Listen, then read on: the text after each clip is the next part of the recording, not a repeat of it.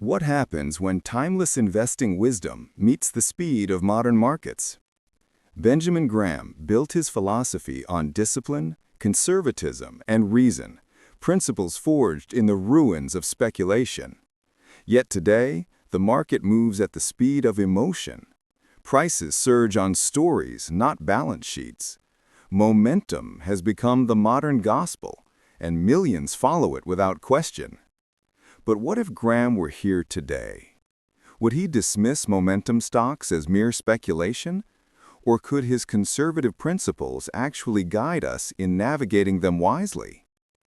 In this video, we'll explore how Graham's enduring logic, his insistence on margin of safety, intrinsic value, and emotional discipline can be applied even to the world of high-flying momentum stocks.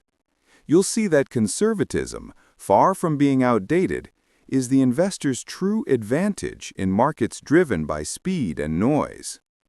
Because in the end, the question isn't whether momentum can make you money, it's whether it can keep it for you. In the late 1920s, speculation was not just a market activity, it was a national obsession. Stocks were rising on whispers, not earnings. Every uptick was seen as confirmation of brilliance, every dip as a temporary inconvenience. Benjamin Graham, then a young and successful Wall Street analyst, was swept up in that optimism too. He had built a reputation for his sharp analysis and strong intellect, but when the crash of 1929 came, his confidence, like much of Wall Street's wealth, collapsed overnight. It was a brutal awakening. That experience stripped Graham of illusion. It taught him that markets can stay irrational far longer than investors can stay solvent, and that speculation disguised as investing is the most dangerous illusion of all. From that wreckage emerged The Intelligent Investor and Security Analysis, works that redefined what it means to invest rationally. Graham began preaching a kind of investing conservatism that wasn't about avoiding opportunity, but about protecting one's capital from the blindness of human emotion. Nearly a century later, the names have changed. NVIDIA, Tesla, and a dozen others now occupy the stage once held by RCA and General Motors. But the human tendencies beneath the surface are the same. The faces of speculation change, its psychology does not. And so the question returns to us. How would Graham's principles, born in the aftermath of ruin, apply to today's world of surging momentum stocks, where prices seem to defy logic and fundamentals? At the heart of Benjamin Graham's philosophy lies one defining distinction: the difference between an investment and a speculation. He defined it simply. An investment operation is one which, upon thorough analysis, promises safety of principal and an adequate return. Operations not meeting these requirements are speculative. Momentum investing by its nature rarely meets that test. It relies not on what a business is worth, but on what others might soon pay. Its fuel is psychology, not valuation. Its rhythm is timing, not understanding. Yet Graham never said speculation was evil. He simply warned that you must never confuse it with investing. To him, the true danger was not in taking risks, it was in not knowing when you were taking them. So what then does it mean to apply Graham's conservatism to momentum stocks? It means refusing to let price momentum replace fundamental reasoning. It means grounding even the fastest-moving stories in the slow discipline of valuation. It means acknowledging that while markets can stay enthusiastic longer than reason expects, gravity, in the form of intrinsic value, always returns. Graham's conservatism isn't about rejection, it's about reality. He believed that the investor's first duty is to protect his capital from his own excitement, that every purchase must be justified by logic, not by motion. Momentum may tempt you to follow the crowd, but Graham's principles remind you that discipline is the truest contrarian act. Benjamin Graham built his philosophy not on prediction, but on protection. His method was designed to safeguard the investor's mind and money from the market's most persuasive illusion, that recent performance equals enduring value. When the crowd saw acceleration, Graham saw risk. When others chased growth, he asked, "At what price?" He approached every opportunity, no matter how exciting, through a lens of calm skepticism, a habit that defined his conservatism. His approach rested on three key anchors. First, intrinsic value. To Graham, every stock had an inner worth, independent of its market price. This value was not a guess about the future. It was the measured sum of a company's assets, earnings power, and resilience. Price could dance, but value remained grounded. Second, margin of safety. Graham taught that the only way to protect oneself from inevitable errors was to buy with a buffer, a margin between what you pay and what something is truly worth. In momentum markets, this principle becomes both harder and more essential. When optimism stretches valuations, the margin disappears, and investors unknowingly trade safety for speed. Third, emotional discipline. No formula could replace judgment. Graham's method required an inner temperament, the ability to remain unmoved when others were euphoric, and patient when others were fearful. He called it character as the chief source of investment success. To apply this to momentum stocks, one must resist the urge to trade enthusiasm for evidence. Graham would likely say, "You may ride a wave if you wish, but first, know where the shore is." His method was not about avoiding change, but about anchoring wisdom in permanence. The tools, intrinsic value, margin of safety, and emotional restraint, were not relics of a slower market.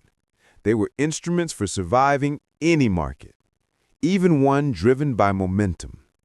In today's markets, momentum isn't just a strategy, it's the atmosphere we breathe. Algorithms chase patterns faster than humans can think. Retail investors pile into rising stocks they barely understand. And financial media glorifies every surge as a revolution, only to forget it weeks later. Momentum, in this era, has become the new instinct. Buy what's going up, sell what's slowing down. But beneath this frantic rhythm lies a truth that hasn't changed since Graham's time. The crowd's excitement is still not the same as value. Take the modern tech darlings, companies that seem untouchable, growing at lightning speed. Many of them may indeed be transformative, but the question Graham would ask remains timeless. At what price? When you pay any price for growth, you are no longer investing. You are speculating that someone else will pay even more. And yet, there's nuance. Graham wouldn't dismiss all momentum outright. He understood that markets can reward innovation and progress, sometimes richly so. But his lens would not blur with admiration.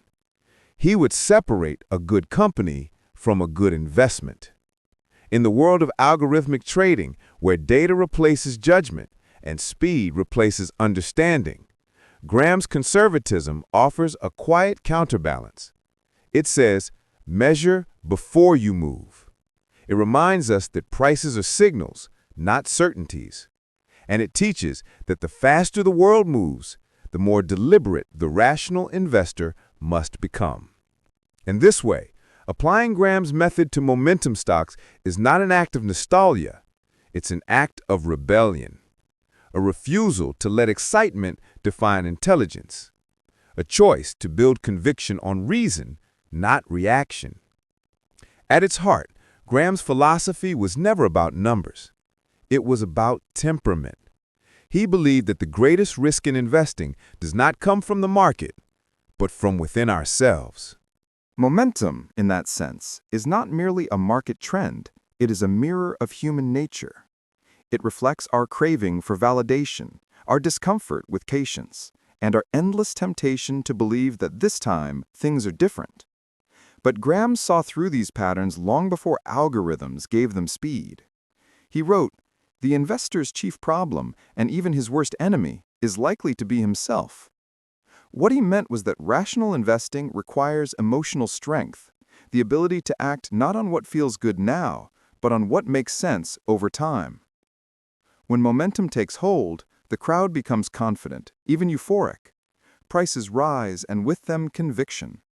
But Graham would remind us that this confidence is often an illusion, built on price, not value. True conservatism in investing is not cynicism, it's humility. The humility to accept that we don't know the future, and that risk hides best when optimism is loudest. To apply Graham's conservatism today is to resist the impulse to chase. It's to remember that patience, not prediction, is what compounds wealth. It's to see that every market mania, no matter how modern its technology, still runs on the same ancient emotions, greed and fear. Momentum, then, is not the enemy, it's the test. It asks whether we will follow the crowd or follow our principles. And Graham's wisdom gives us the courage to choose the latter, not because it is easy, but because it endures. So how do we apply Graham's conservatism in a market ruled by momentum?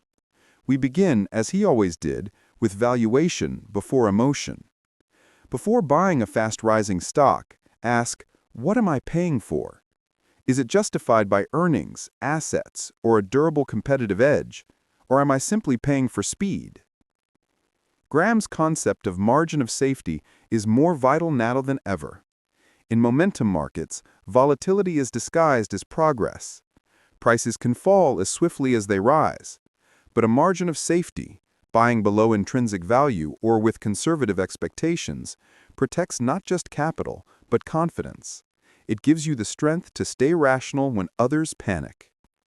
Second, Graham would urge you to separate trend from truth. Momentum may tell you what the crowd believes today, but value tells you what will last. And while the crowd can be right for a season, intrinsic value wins over a lifetime. Finally, Graham would remind us that investing is not a race. Momentum rewards speed, but wealth rewards endurance. In a world that moves faster than ever, the investor who slows down, thinks clearly, and demands reason before reaction holds the true edge. So when you see prices soaring and headlines screaming, pause. Remember Graham's quiet wisdom, that the investor's greatest advantage is not foresight, but restraint. Because while the market story changes every day, human nature does not. And those who anchor their decisions in discipline and humility, even amid the chaos of momentum, will find that Graham's conservatism was never about avoiding opportunity. It was about surviving long enough to see its real rewards. Subscribe and join us in keeping Benjamin Graham's wisdom alive, one lesson at a time, for a world that still needs rational investing.